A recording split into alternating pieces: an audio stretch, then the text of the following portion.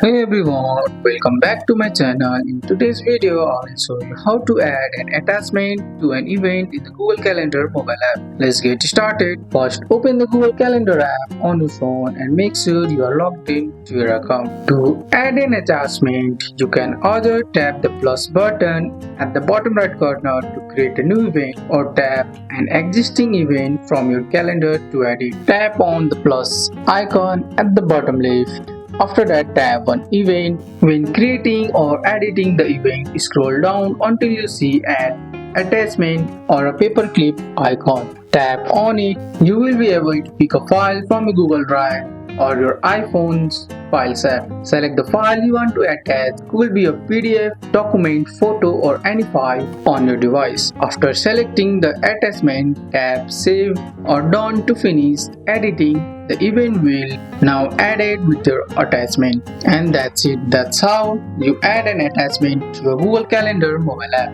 That's all for today's video, guys. I hope you guys like this video. If you found this video helpful, drop a like, subscribe for more videos. Thanks for watching. See you in the next one.